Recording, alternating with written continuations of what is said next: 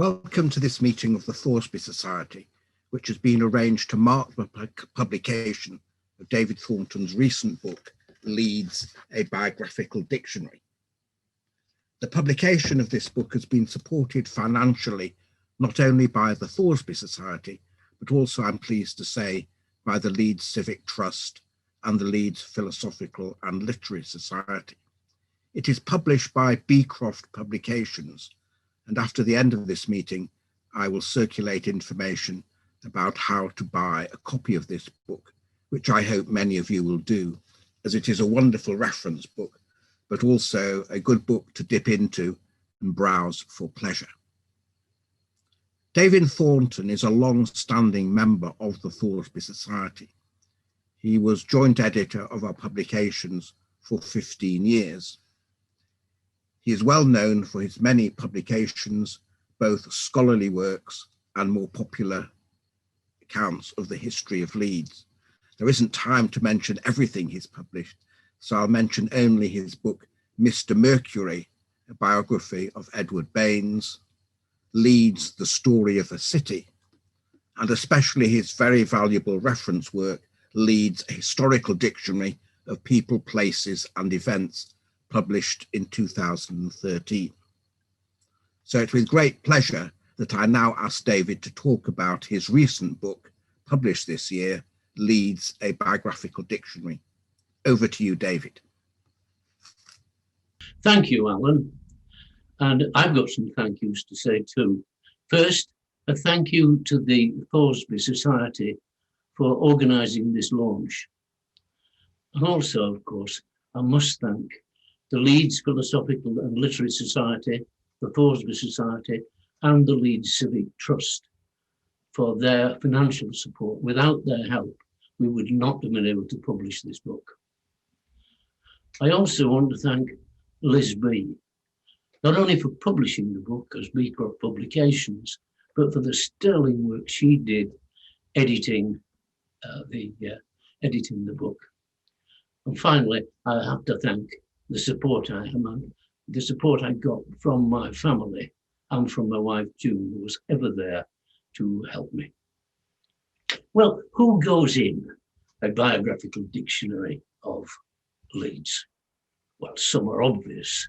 The Becketts, Benjamin Gott, Joseph Priestley, Montague Burton, Leonora Cullen, although the list is endless. And I'm always very conscious too of those people who never get into the book, never get even into just a history book, let alone a biographical dictionary.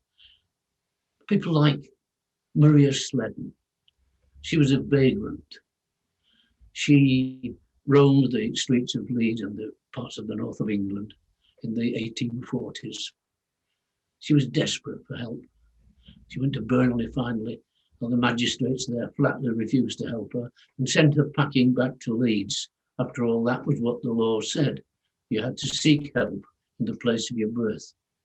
When she got there, the help was so dilatory that she died, according to the medical officer of health. She was murdered by ill treatment. And there was John Ambler. He worked in the mines at Middleton. He was there in January 1825 when an explosion of fire damp killed 24 people. He was one of them. He was 5 years of age. So who did I put in the book? Well, people, men and women who were born in Leeds and went on to do great things either in Leeds or in the world at large, or indeed for people who came to Leeds and equally made a significant contribution to the growth of the city or indeed in the world beyond. One person, Admiral John Fieldhouse, is worth thinking about. He came from Bramley. He was a well-educated lad, and then he joined the Royal Navy. He rose through the ranks and came to command the first nuclear submarine that the British Navy ever had. I think it was called the Hermes, but don't quote me on that. He rose on through the ranks, being promoted, and he was always respected for being a man of integrity, a man with a sense of humour, and someone you could rely on. By the 1980s, he was Commander-in-Chief of the fleet in the Falklands at the time of the Falklands War. And it was his responsibility to redraw the lines of engagement. And by so doing, resulted in the Belgrano being sunk. It always struck me as being ironic that the Belgrano, originally the USS Phoenix, survived the Japanese attack at Pearl Harbor. Then it was sold to the Argentinians who renamed it the Belgrano. And it was the actions of a man from Bramley who sealed its fate. Another Bramley man who equally made history in its way was Major John Appleyard. He was the son of the automobile dealer in Leeds. They supplied some of the most expensive cars, if I remember rightly. He joined the army, became a commando, and took part in numerous raids on the coast of occupied France. 3 times he was decorated. 3 times he went to Buckingham Palace, and on the 3rd occasion, the king said, "What, you again?" But in fact, the event that really caught the headlines was in October 1942. It was a raid on Shark. He was in charge of a party, and the intention was to capture certain Germans. In the ensuing fracas that followed, 4 of the Germans were killed. Hitler was furious, and it was then he issued his infamous Commando Befehl order. Excuse the pronunciation, but bear in mind, it is over 70 years since I did German at West Leeds. Of course, the order to shoot commandos, whether they were in uniform or not, was in total contravention of the Geneva Convention. But then what did Hitler care about the Geneva Convention? Appleyard went on through the war and was finally killed in action over Sicily. He was a brave man. It was a different kind of bravery that was required by Lucy Osborne. Lucy was born in Leeds. She was the daughter of William Osborne, who became one of the early secretaries of the Leeds Philosophical Society and its first curator. He was responsible for compiling the report on one of the society's greatest acquisitions, the famous Egyptian mummy, Nessie Amun. But let's get back to Lucy.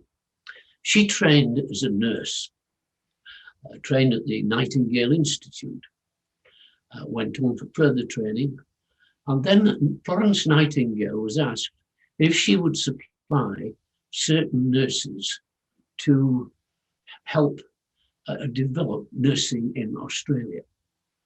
So Lucy took a party out to Australia, and there she encountered the most appalling conditions in the hospital. Nevertheless, she set to work with her team to rectify things. And she did so in the face of the most appalling opposition from both the doctors and from the administrators. It took a considerable amount of courage to go on undaunted, but she did. In fact, she did it to the effect that she today is recognised as the founder of modern nursing in Australia. Of course, there were many other famous people, famous nurses and doctors and artists. And certainly 2 of those artists are my favourites, were John Atkinson Grimshaw and Phil May. Grimshaw, of course, is the artist. He was a pre-Raphaelite in style, but the most memorable of his pictures, as far as I'm concerned, are those moonlit scenes over the harbours, the masts of the ships silhouetted against the sky, and on those rain-soaked pavements with the gaslight shining in them. Oh, they're so evocative, they're brilliant. Phil May was a cartoonist, and it was such superb line drawings, quick action drawings that he executed and captured the people of the time at the end of the 19th, beginning of the 20th centuries. The landlords and washerwomen, and he was brilliant in his execution of that, and became one of the senior cartoonists that Punch employed. Today, it's perfectly true that some people would consider some of his work racist and even anti-Semitic. But I find another fascinating piece of trivia about both Atkinson Grimshaw and Phil May is that at different times they both lodged in Wallace Street, New Wortley, near where the gyratory is today. Of course, we also had our fair share of authors. One I certainly never knew until I did the book was Eric Knight and his famous Lassie Come Home. Never thought when I watched that film with Elizabeth Tailoring, it was a Leeds man who created it. Because probably the most famous writer we had was Arthur Ransom of Swallows and Amazons fame. He was born in Ash Grove, anyway. Became a very accomplished writer.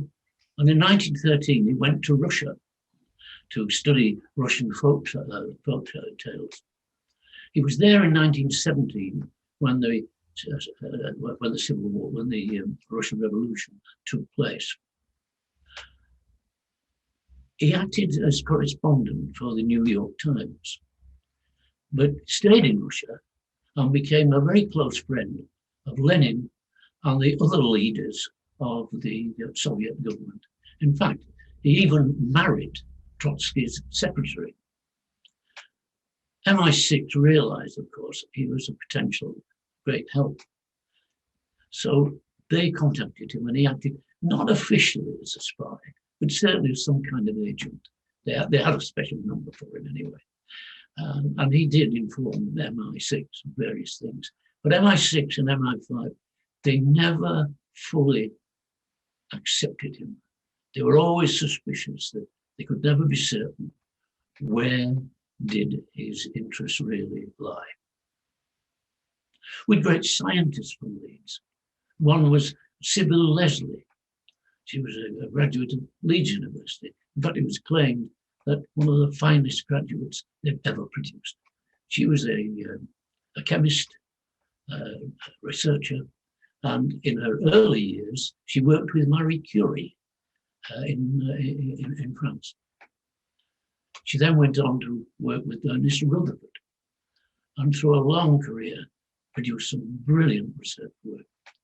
But when she died of cancer, it was always thought she had contracted it, working under the irradiation in Marie Curie's laboratories. We had philosophers and theologians, we had lawyers, great doctors and surgeons, and we had explorers. Francis Oates from Meanwood was one such.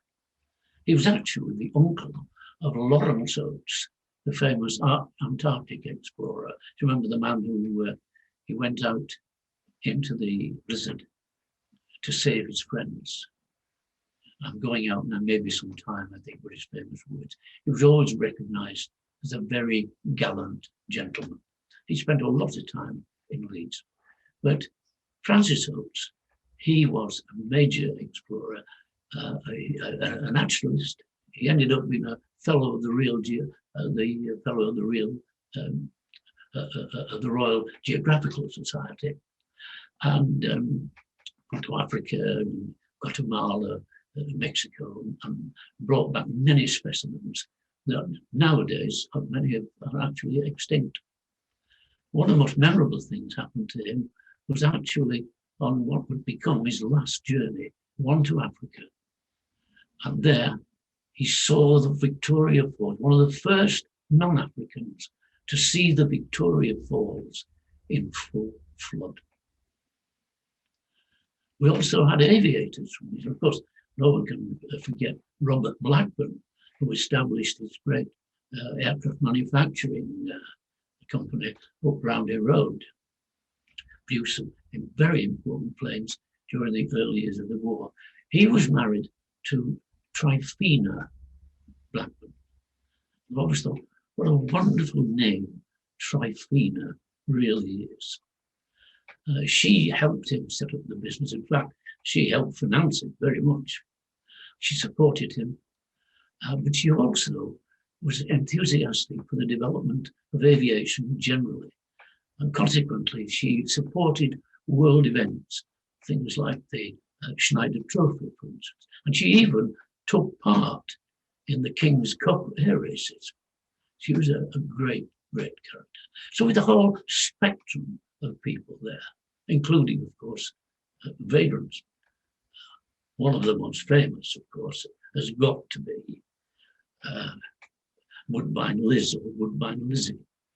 She was filmed in the 30s and 40s. She was often seen tramping around Leeds, always wore 2 overcoats. And I remember seeing her outside Trinity Church, and her face was nut brown from the time exposure to the sun that she'd gone through. Another vagrant, a much sadder case, was that of David Olawali. He was a nuisance in Leeds, there's no question about it, and the police did have to do something about it. But rather than being hounded, he needed psychological help. Unfortunately, he didn't get it, and 2 officers particularly bullied him. In fact, when he was arrested on one occasion, they entered his nationality as Wog. In fact, the book of his life is called Nationality Wog. They beat him up, and on one occasion, so severely. Well, whether it was a direct result of that, we can't be certain. But his body was found in the River Aire. The police were criticised, and an investigation was carried out. But the amazing thing was the amount of support that the police also got. The full report was never fully published, but the Yorkshire Evening Post summed it up as one of the unhappiest chapters in the history of Leeds. We had our fair share of characters in Leeds. The King of Holdwright, Joe Henry, was an iron founder. He came from nothing, built himself up to an extremely successful businessman. He was a radical, campaigned vigorously to improve conditions in Holbeck and help the people there. He was twice offered knighthoods. Campbell Bannerman and then Asquith both offered him knighthoods, but he refused both. Asquith, remember, was the only prime minister I can recall who came from round here. He came from Warwick. Squiffy Asquith, they called him, because he enjoyed a drink. Henry went on to become the Lord Mayor of Leeds, however, and in 1918 he was the Lord Mayor who was able to make the great announcement that peace had been achieved. Then we had the Mayor of the Masses, Archie Scar. He was a great dealer in these set up a well-known firm that existed many, many years.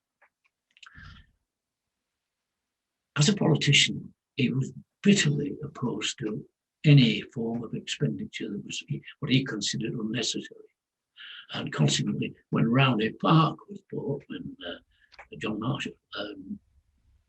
when John Barron, organised the purchase of Roundhay Park, which could actually have been illegal, so some people argue.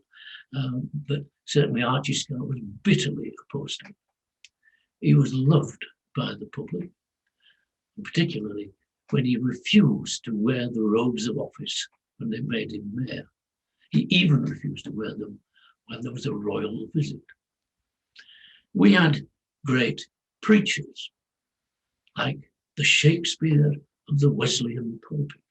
What a lovely expression that is. He was William Dawson. He was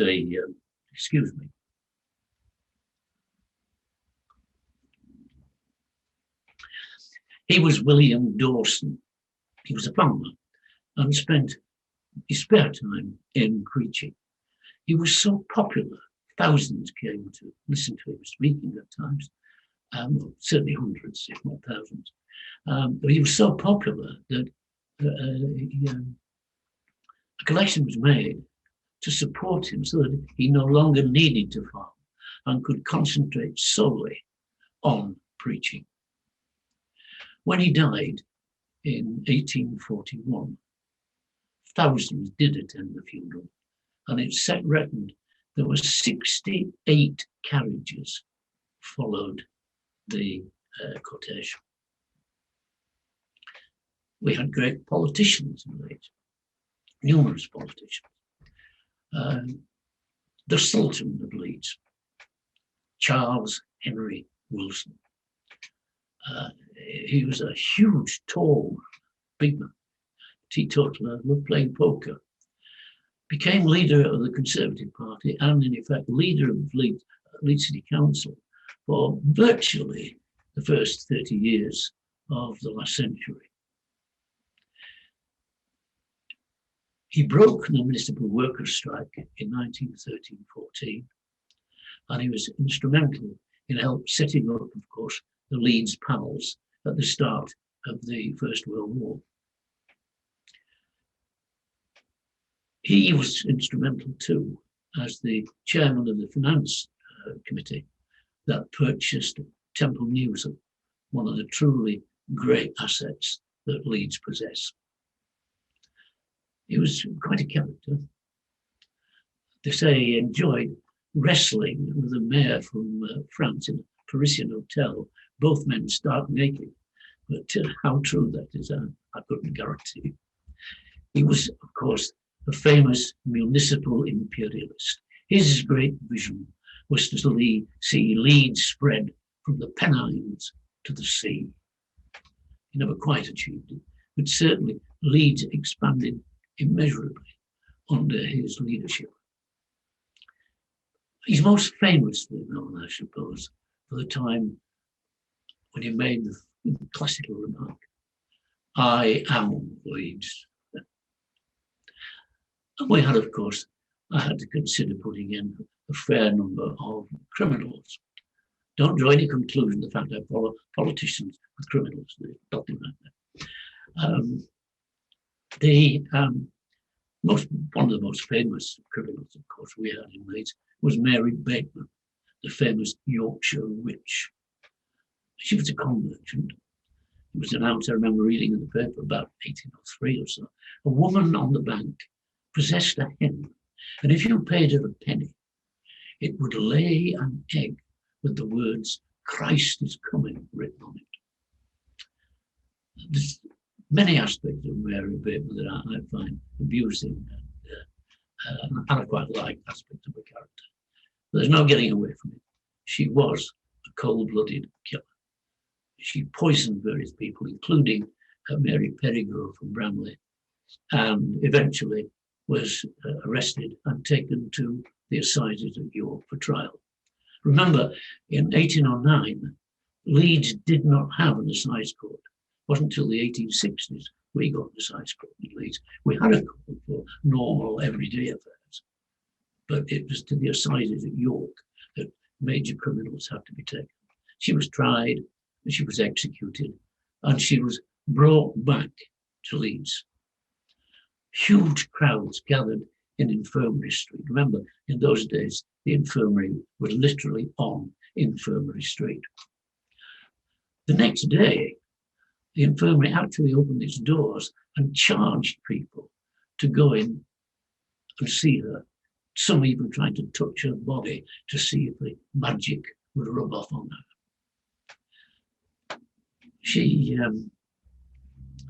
William Hay, the great surgeon, he then hit upon an even better idea to raise money.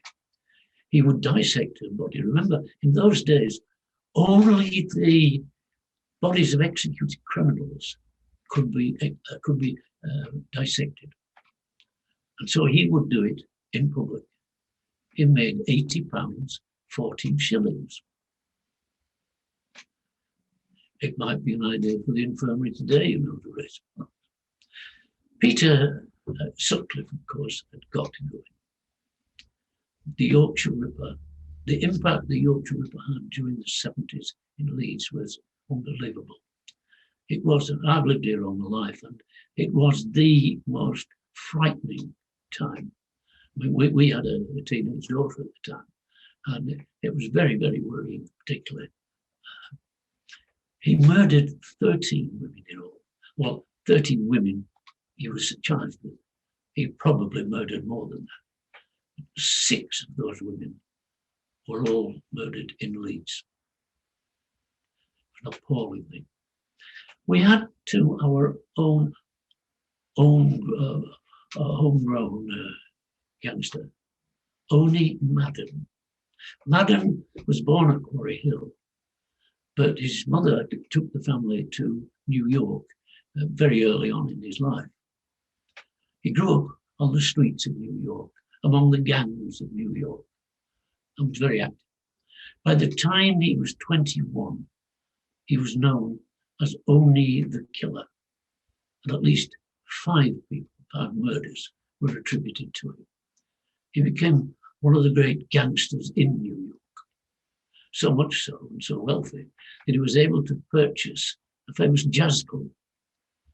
He changed the name and called it the Cotton Club, which today is renowned throughout the world. In 1929, he'd been involved, of course, in Prohibition. And then in 1929, he, along with several other gang leaders from across the country, met for a meeting in Atlantic City. And there they formed the National Crime Syndicate. In other words, the American Mafia. Eventually, things got too hot for him in New York. He had to withdraw, and he went to the Midwest and there set up the largest illegal gambling organization in the country. And I've often thought, the shades of The Godfather and Michael Corleone there, if you remember the film. When he died in about the 1960s, he was a multi-millionaire, but he never lost his Leeds accent. Of course, there were many people who came to Leeds, to visit Leeds. Suffragettes like Alice Scatcherd. Actually, I was wrong there to say suffragette. She was a suffragist, and she was born in Leeds, actually. And she grew great campaigner for women's rights. She was the daughter of Joseph Cliff, the great brickmaker, and of course made glazed sanitary. People often underestimate the importance people like Joseph Cliff had in that by providing such sanitary ware, the sewers could get away the waste, and the health of the city or the health of the town was vastly improved. But Alice Scatcherd was a great lady, a great campaigner. And when she married Scatcherd, he was a lawyer, I think, but he became a mayor of Morley. She supported him always through his political career. The one thing she did do was shock society by refusing to wear a wedding ring. We had great visitors to Leeds, like the Pankhurst family, Adela Pankhurst. She organised, in fact, she disrupted Herbert Gladstone, the local MP, West Leeds MP, They disrupted his meetings at Bramley and at Wortley. Christabel bankers, Emmeline bankers both came and spoke to mass meetings on Woodhouse Moor in the great campaign they led for women's suffrage. We've had our fair share of kings and queens visiting Leeds. Charles I, though, was the only monarch, I think, who came reluctantly. I remember in 1647, he'd been captured by the parliamentarians, and on his way back to London was brought to Leeds. Excuse me.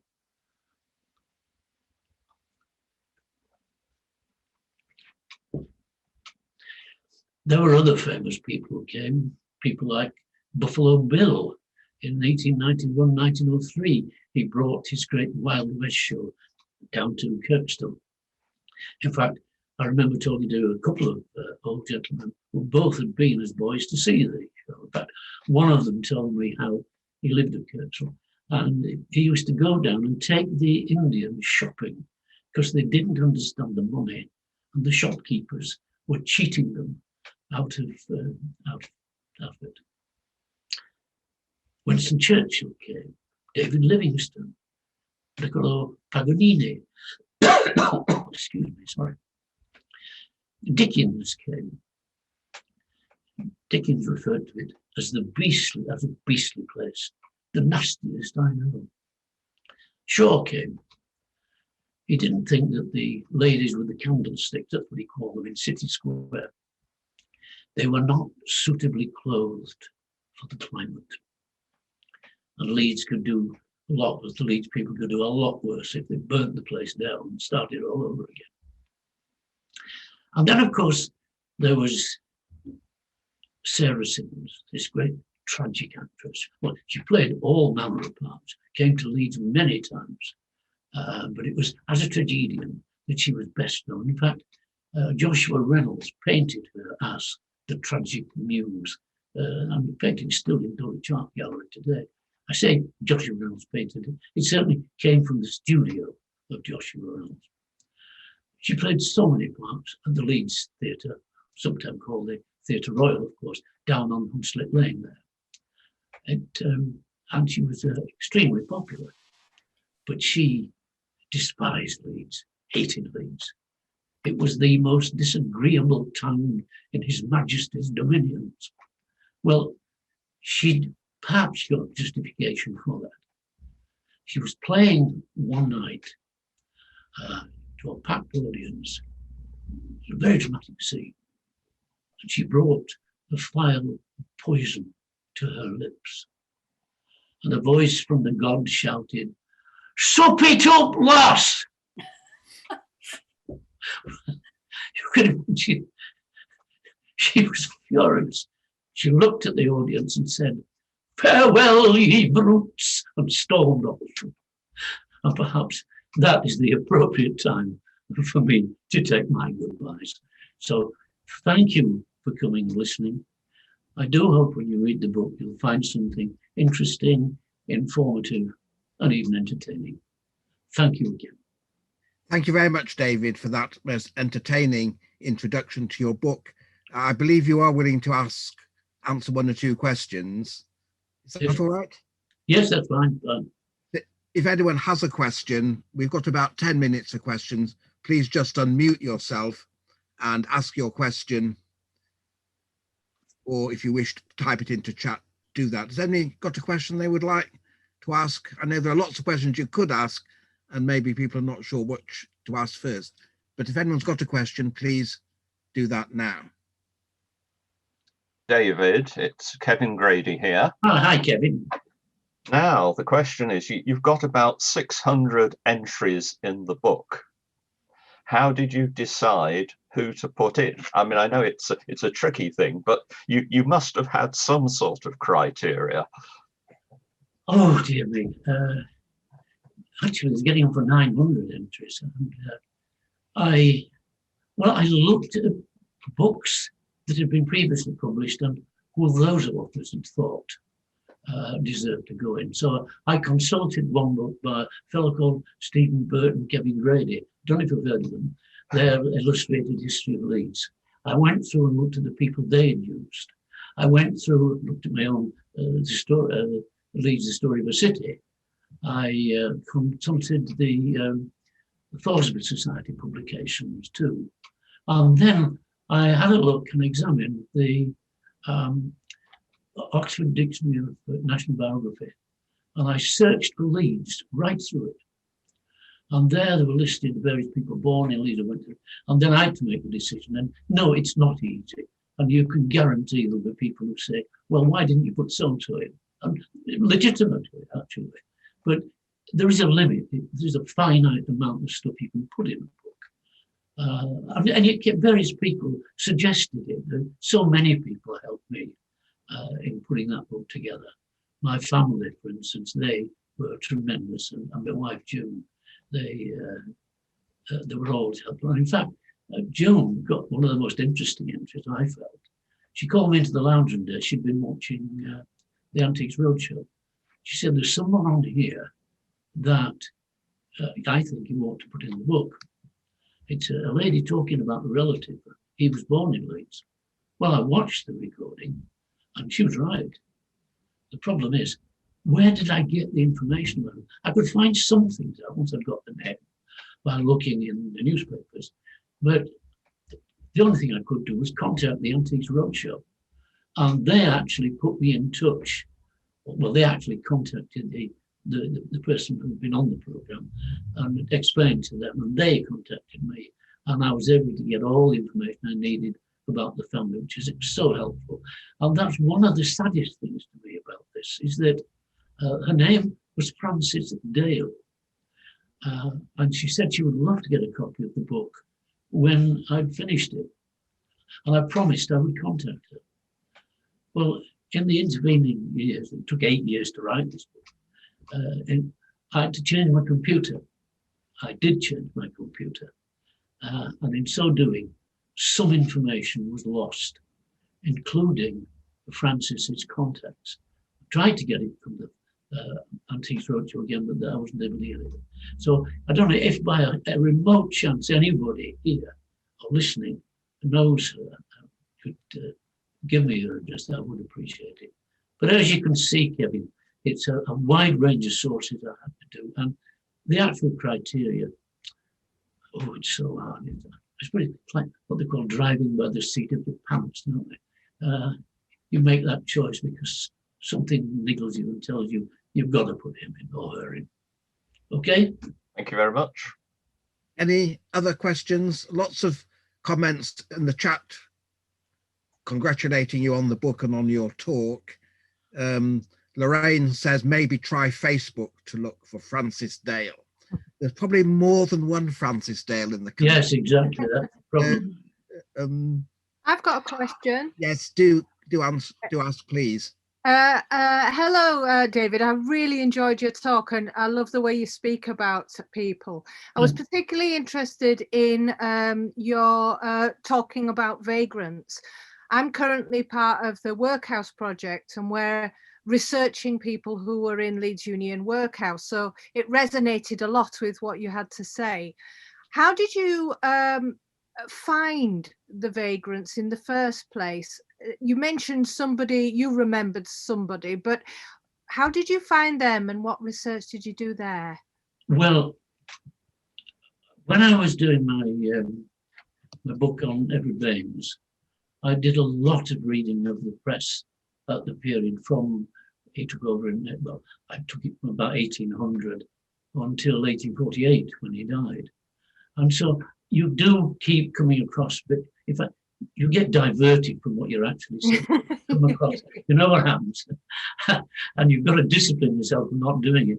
But you do find out people. So Maria Sledin, for instance, was a classic case that struck me as being, it was so dreadful. And of course, there are repeated things. And in fact, Baines, when he became magistrate, after he retired, or if he was certainly involved in helping some of these people who did have major problems. We had problems with the young children who were chimney sweeps, for instance. One little laddie, his mother was a black lady who committed suicide, and he was forced to be a chimney sweep, most brutally, cruelly treated. I've often thought, actually, there is a book to be done on, if you like, the unimportant people of Leeds and the terrible things they went through. But it's a question of time. I'd suggest you keep a lookout. It's a national project called More Than Oliver Twist, the Workhouse Project, but it's linked to Thackeray. And we're starting to write biographies. A group of volunteers are writing, doing the family research and writing biographies about these people. And you're absolutely right. I found one chap who is actually an ancestor of the Kitchens, who created the music shops.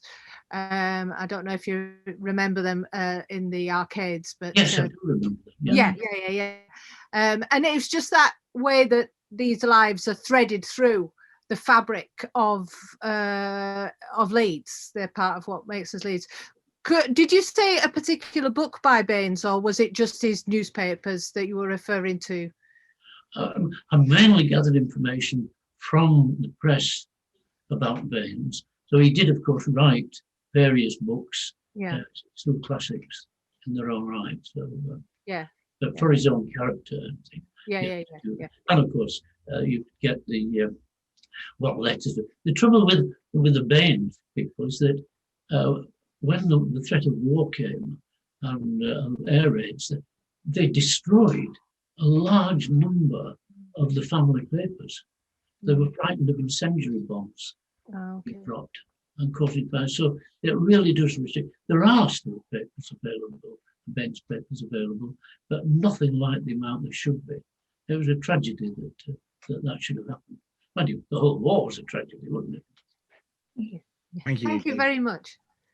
Alan, can I just pass a note on there? It's Diane Taylor here. Yes. About 3 years ago in September, we had a talk from a lady from, I think, Australia on the River Castlereagh, and she had traced her family back to a street urchin in Leeds who'd been deported for stealing handkerchiefs and had been part of a Fagans-type gang, who went on to become very successful in Australia, grew up there and became a businessman. That might be interesting to Jackie for her project.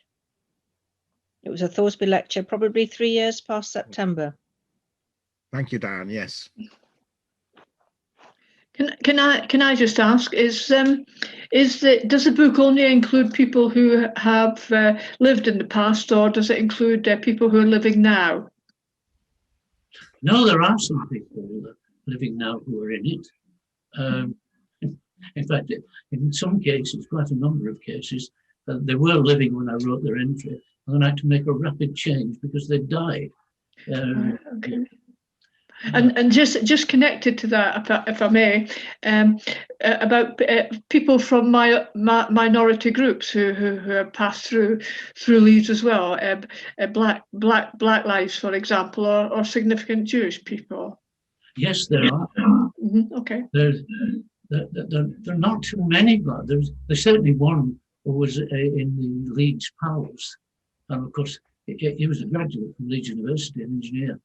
But for the moment I can't think of his name. But they refused to even make him a lance corporal because they couldn't have a black person giving orders to a white. And in fact, I quoted one of the Leeds Powers who was actually very annoyed about that. Said he was the most able man in our battalion. And of course, particularly in the Jewish community, there are so many Jews in Leeds who made such a marked impact on the development of Leeds. Thank you. I think we've time for just one last question for anybody. David? Yes. Do go ahead, Peter. Can you hear me? Yeah.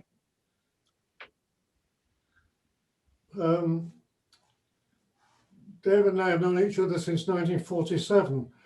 Tell me, David, which generates more famous people than another? Say that again. You're being difficult again, Peter. You always were difficult at school. Come on. Could you repeat the question, please, Peter? Sorry, my internet's a bit unstable. Is there any area of Leeds which produced most famous people? No.